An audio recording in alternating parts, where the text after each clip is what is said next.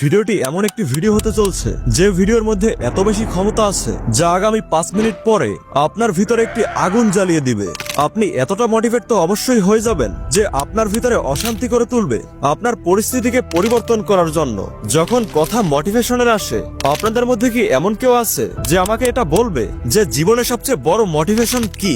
এমন কি আছে যার সম্পর্কে চিন্তা করলেই প্রতিটা মানুষ তার সম্পূর্ণ শক্তি দিয়ে কাজ করা শুরু করে? সে যাই কিছু অর্জন করতে চায় তার জন্য তার নিজের জীবন পর্যন্ত লাগিয়ে দিতে রাজি থাকে। সব থেকে বড় মোটিভেশনটা কি?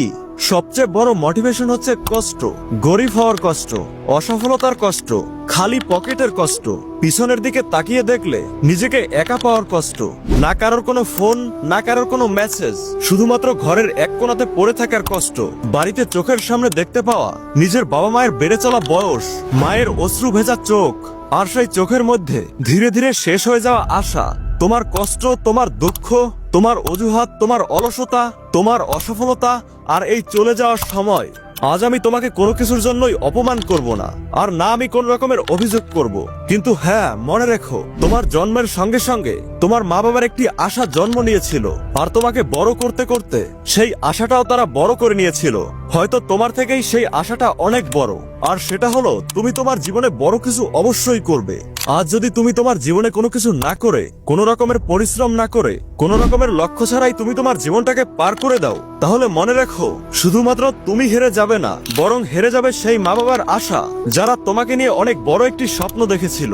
তুমি কোনো কিছুই করতে চাও না, তাই তো? ঠিক আছে, তোমাকে কোনো কিছুই করতে হবে না, কেউ তোমাকে কিছুই বলবে না। কিন্তু মনে রাখো, আজ থেকে কিছু বছর পরে যখন তোমার জীবনটা সম্পূর্ণ শেষ হয়ে যাবে, যখন তুমি অসহায় হয়ে এদিক ওদিক ছুটে বেড়াবে আর শুধুমাত্র সরকারি রেশনের ভরসাতে তোমার জীবন কাটাবে, সেই সময় তুমি ঘরের এক কোনায় বসে চিন্তা করবে যে আমি এটা করতে পারতাম, আমি আমার পরিচয় পরিবর্তন করতে পারতাম, আমি আমার নিজের একটি আলাদা পরিচয় তৈরি করতে পারতাম। সেই সময় তোমার চোখ থেকে পানি পড়বে, যেই পানিটি তোমার গালের উপরে একটি আফসোসের চিহ্ন তৈরি করবে।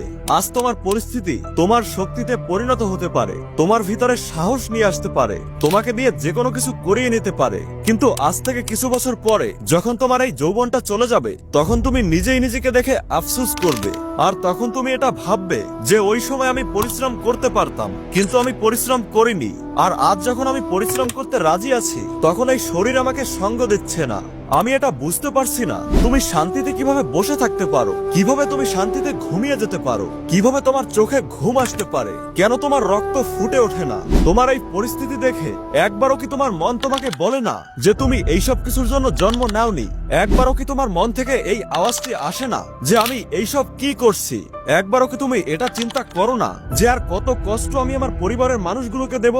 তুমি কিছু তো করো, এই পৃথিবীকে দেখিয়ে দাও যে তোমার থেকে বড় যোদ্ধা আজ পর্যন্ত এই পৃথিবীতে জন্ম নেয়নি। তুমি তোমার এই পরিস্থিতির মধ্যে নিজেকে অ্যাডজাস্ট করে নেওনি, বরং তুমি তোমার নিজের ক্ষমতায় নিজের একটি সাম্রাজ্য তৈরি করেছো। কেন তোমার রক্ত গরম হয় না যে তুমি শুধু অন্যের ভরসায় তোমার জীবন পার করবে না?